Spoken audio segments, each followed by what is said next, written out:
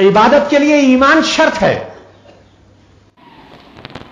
بالکل بے شک حق ہے، عبادت کے لیے ایمان شرط ہے. جس کے پاس ایمان نہ ہو اس کی عبادت کسی کام کی نہیں، اور جو ایمان کا دعویٰ کرے اور اس کے عقیدے برے ہو تو وہ منافق ہے. بے شک حق بات فرمائی کہ عبادت کے لیے ایمان شرط ہے. اور اہل سنت میں سب ہے، میں نے بار بار بتلا دیا ہوں، آپ کو سمجھا دیا ہوں، یہ نئی بات نہیں ہے، سمجھنے والی بات نہیں ہے. سب اہل سنت میں کون ہے؟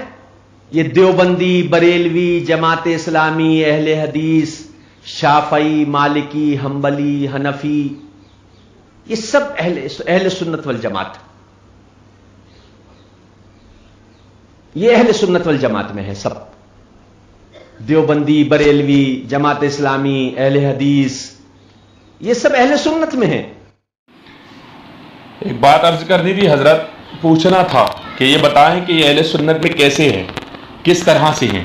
آپ نے کہا دیوبندی، بریلوی، اہل حدیث، جماعت اسلامی اور حنفی، شافعی، مالکی، حنبلی، یہ سب اہل سنت میں ہیں. تو حنفی، شافعی، مالکی، حنبلی میں عقائد کا اختلاف کہاں پر رہا؟ کوئی عقیدہ ان کا اس طرح کا کہاں غلط رہا کہ ایک دوسرے سے الگ الگ ہوئے ہو؟ فروعی اختلافات الگ چیز ہے، تو وہاں تو وہ بے شک اہل سنت میں ہے. لیکن بریلوی، دیوبندی، وہابی، اہل حدیث، یہ سب بھی اہل سنت میں ہے.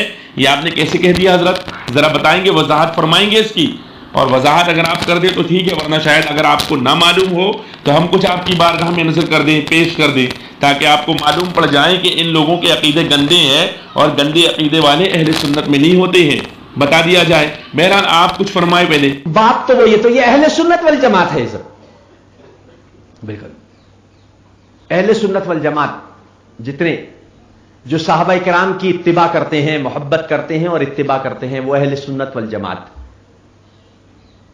تمام نبی پاک صلی اللہ علیہ وسلم کو من عن جیسا قبول کیا ہے، جیسا اللہ نے مبعوث فرمایا ہے، محمد رسول اللہ صلی اللہ علیہ وسلم کو مان لیا ہے کلیہ اعتبار سے، وہ اہل سنت والجماعت. یہ مسئلہ حل کر دیا آپ نے. پہلے آپ نے فرمایا کہ دیوبندی، وہابی، اہل حدیث یہ سب اہل سنت والجماعت ہے، لیکن اللہ کا شکر ہے آپ نے مسئلہ حل کر دیا. آپ نے کہا کہ جو صحابہ کرام کی اتباع کریں اور جو رسول اللہ صلی اللہ علیہ وسلم کو ایسے مانے جیسے اللہ پاک نے انہیں مبعوث فرمایا، منو عن ایسا مان لیا جس نے، وہ اہل سنت والجماعت ہے. مطلب یہ کہ آپ کی بات سے پتہ یہ لگا کہ جو منو عن اس طرح نہ مانے وہ یقیناً اہل سنت والجماعت نہیں ہے. تو حضرت بس ہم بھی تو یہی کہہ رہے ہیں کہ دیوبندی، وہابی اہل سنت والجماعت نہیں ہے. یہ چیز شاید آپ تک پہنچی نہیں ہے، تو اس لیے ہم آپ تک پہنچا دیتے ہیں. ہم آپ کو بتا دیں کہ دیوبندی اور وہابیوں نے منو عن نہیں مانا ہے حضور کو، بلکہ جس طرح ماننا چاہیے تو اس طرح نہیں مانا، دوسرے انداز میں مانا ہے، اور جیسے ہم لوگ ایک دوسرے کو مانتے ایسے مانا ہے. منو عن اگر مان لیتے نا حضرت تو پھر تو بات ہی دوسری تھی نا. منو عن نہیں مانا ہے، یہ چیز شاید آپ کو معلوم نہیں ہے، اور صحابہ کرام کی اتباع بھی نہیں کی ہے. ورنہ اتباع اگر صحابہ کی کرتے تو آپ مجھے بتائیں کس صحابی کا یہ عقیدہ تھا جو تقویۃ الایمان میں صفحہ نمبر 16 پر، کتاب بھیج دوں گا میں آپ کے پاس، اگر آپ چاہیں گے تو کتاب آپ کے پاس پہنچا دی جائے گی. کس صحابی نے کہا کہ نبی، ولی، جن، شیطان، بھوت پریت تو پری وغیرہ سب برابر ہیں؟ مطلب نبی، ولی اور جن، شیطان، بھوت پریت سب برابر ہے معاذ اللہ رب العالمین. یہ کس صحابی کی اتباع بھائی؟ اور یہ منو عن رسول اللہ کو ماننا کہاں ہوا؟ چلیے مطلب ولی بھی اور نبی بھی بھوت پریت کی طرح ہے معاذ اللہ رب العالمین، اس کے باوجود آپ کہہ رہے اہل سنت والجماعت ہے. آگے سنیں حضرت، آپ تو مانتے ہوں گے نا کہ اللہ تبارک و تعالیٰ نے حضور کو علم غیب عطا فرمایا ہے، لیکن یہ صحاب تو کہتے ہیں عطائی علم غیب بھی اگر کوئی مانے نا تو وہ بھی اگرچہ ان کا یہ علم ذاتی سمجھا جائے یا خدا کا عطا کیا ہوا، ہر صورت میں شرکیہ عقیدہ ہے. صفحہ نمبر 18 پہ لکھتے ہیں وہ آپ کو مشرک کہہ رہے ہیں، آپ ان کو اہل سنت والجماعت کہہ رہے ہیں. عجیب حال ہے یار حضرت، آپ تک یہ بات پہنچی نہیں ہے، اس لیے میں آپ کی بارگاہ کے اندر پیش کر دے رہا ہوں. وہ کہہ رہے ہیں ذاتی مانے تب بھی اور عطائی مانے تب بھی، جبکہ قرآن مقدس کہتا ہے وما کان اللہ لیطلیکم علی الغیب ولکن اللہ یجتبی من رسلہ من یشاء.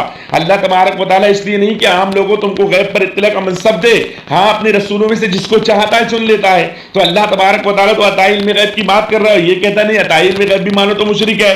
تو معاذ اللہ یہ اہل سنت والجماعت کیسے ہوا؟ چلیے اور آگے بڑھتے ہیں. میں بتاتا ہوں آپ کو صفحہ نمبر 23 تقویۃ الایمان کے صفحہ نمبر 23 پر ایک عبارت اس نے لکھی. اس نے کہا یقین مانو کہ ہر شخص خواہ بڑے سے بڑا انسان ہو یا مقرب ترین فرشتہ، اس کی حیثیت شان الوہیت کے مقابلے پر ایک چمار کی حیثیت سے بھی زیادہ ذلیل ہے. माज़अल्लाह मतलब ये कि चमार की हैसियत तो है, लेकिन अल्लाह तबारक व तआला की बारगाह के अंदर नबी वली बड़े से बड़े इंसान की कोई हैसियत नहीं है। और बड़े से बड़े इंसान में आप किसको मानेंगे? यकीनन रसूलुल्लाह सल्लल्लाहु अलैहि वसल्लम से बड़ा इंसान तो पूरी कायनात में कोई नहीं है। तो फिर इसने क्या कहा है? तो ये मिनोअन मानना है। चलिए मैं आपको बताता हूं कि इसने क्या कहा है। इसका कहना यह है कि जिसका नाम मोहम्मद है या अली है वो किसी चीज का मालिक व मुख्तार नहीं। सफर नंबर 51 पर इसने लिखा कि वो किसी चीज का मालिक व मुख्तार नहीं, उसको किसी बात का इख्तियार नहीं है। अल्लाह अकबर। तो क्या रसूलुल्लाह सल्लल्लाहु अलैहि वसल्लम किसी चीज के मालिक व मुख्तार नहीं? हजरत आपने भी पढ़ाई की है, कुरान पढ़े होंगे, आपको मालूम होगा, हदीस पढ़ी होगी, आपको मालूम होगा। हुजूर का इख्तियार तो वो है कि सरकार नमाज पढ़ाते पढ़ाते अगर चाहे कि किबला बदल जाए तो अल्लाह किबला बदल देता है। सरकार के इख्तियार का आलम तो ये है कि चाहे तो चांद के 2 टुकड़े कर दे, चाहे तो सूरज को वापस बुला ले, चाहे तो फरिश्तों कंकरियों से कलमे पढ़वा ले, चाहे तो दरख्तों को अपनी बारगाह में बुला ले। ये तो उनके इख्तियार का आलम है। और ये कहता है जिसका नाम मोहम्मद या अली वो किसी चीज का मालिक व मुख्तार नहीं। तो अब आप बताएं क्या ये अहले सुन्नत वल जमात हो सकता है? तो आपको शायद ये चीज मालूम नहीं है। और आगे बढ़कर कहूं कि इस किताब के ताल्लुक से फतावा रशीदिया के अंदर मौलवी रशीद अहमद गंगोई साहब से पूछा गया कि किताब तक़वीयतुल ईमान कैसी है, तो उन्होंने कहा कि बड़ी शानदार किताब है, ये बड़ी अच्छी किताब है ये, और उसकी बड़ी तारीफ की है। अल्लाह अकबर। चलिए आप मुझे बताएं कि महफिल मिलाद तो आप भी करते हैं, उसको बिदअत इन्होंने कहा है, मकरूह तहरीमी इन्होंने कहा है। इसके अलावा मुहर्रम में जिक्र शहादत करना ये हराम कहा है इन्होंने, जबकि आप भी करते हैं। खुद ये शायद बयान आपका मुहर्रम का ही है, उसके अंदर ही आप कर रहे हैं। अच्छा आप ये बताएं मिनोअन मानना, तो मिनोअन माना क्या इन्होंने? जब वो कहते हैं कि रहमतुल्लिल आलमीन, अल्लाह तबारक व तआला ने फरमाया इन्ना अरसलनाका वमा अरसलनाका इल्ला रहमतल लिल आलमीन, हमने ए महबूब आपको सारे जहानों के लिए रहमत बनाकर भेजा। और ये कहता है फतावा रशीदिया के सफर नंबर 104 पर इससे पूछा गया सवाल कि रहमतुल्लिल आलमीन हुजूर का खासा है, खास हुजूर के लिए है? कहता नहीं, लफ्ज़ रहमतुल्लिल आलमीन सिफत खासे रसूलुल्लाह सल्लल्लाहु अलैहि वसल्लम की नहीं है, बल्कि दीगर औलिया, अंबिया, उलमाए रब्बानीन भी मुअज्जिब रहमत आलम होते हैं। अगरचे जनाब रसूलुल्लाह सल्लल्लाहु अलैहि वसल्लम सब में आला है, लिहाजा अगर दूसरे पर इस लफ्ज़ को तावील के साथ बोल दिया जाए तो जायज़ है। माज़अल्लाह तो ये मिनोअन मानना है। बिरादरान मिल्लत इस्लामिया आप भी इसको समाअत फरमाए। और हजरत से बिलखुसूस में कहना चाहता हूँ इकरामुल्लाह बुखारी साहब से कि मिनोअन मानना नहीं है तो आपके जुमले के मुताबिक ये लोग अहले सुन्नत वल जमात से नहीं रहे, वो निकल चुके हैं बाहर। अब आप एक बात और कहते हैं, वो भी समाअत कर ली। हमारी माँ उम्मुल मोमिनीन हजरत आयशा सिद्दीका रजी अल्लाह ताला अन्हा को अगर कोई गाली दे तो उसका ईमान सालिम रहेगा? उसका ईमान फिर ईमान रहेगा ही नहीं, तेरा ईमान ईमान है, तू ठीक है वो तूने बोल दिया, लेकिन नहीं तेरा ईमान ईमान है, होएगा ईमान रहा बरकरार। यहाँ आप पूछते हैं कि जो हमारी माँ सैयदा उम्मुल मोमिनीन आयशा सिद्दीक़ा रज़ी अल्लाह तआला अन्हा की शान पाक में गुस्ताखी करे, उन पर तहमत लगाए, क्या उसका ईमान सालिम रहेगा? नहीं रहेगा। वो तूने बोल दिया चलो नहीं रहे, कोई फर्क नहीं पड़ता। इस तरह की आप बात करते हैं। मतलब आपका कहना यह है कि जो सैयदा माँ आयशा सिद्दीक़ा रज़ी अल्लाह तआला अन्हा की शान पाक में गुस्ताखी करे वो मोमिन नहीं हो सकता।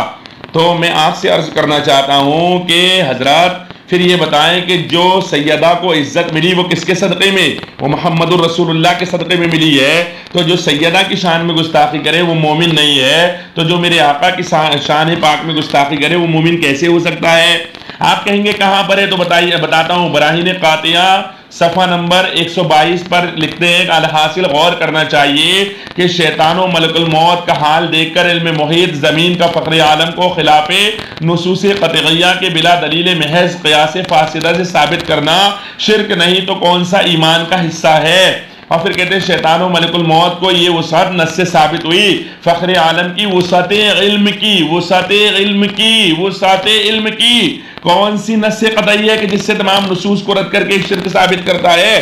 शैतान और मलिकुल मौत को ये वसअत इल्म जो है नस से साबित है। और हुजूर सल्लल्लाहु अलैहि वसल्लम के लिए कहता है कि कहाँ है नस क़तई और कहाँ नुसूस को रद्द करके शिरक साबित करता है कि हुजूर के लिए अगर इल्म माना तो शिरक हो जाएगा, शैतान के लिए माना तो ईमान हो जाएगा।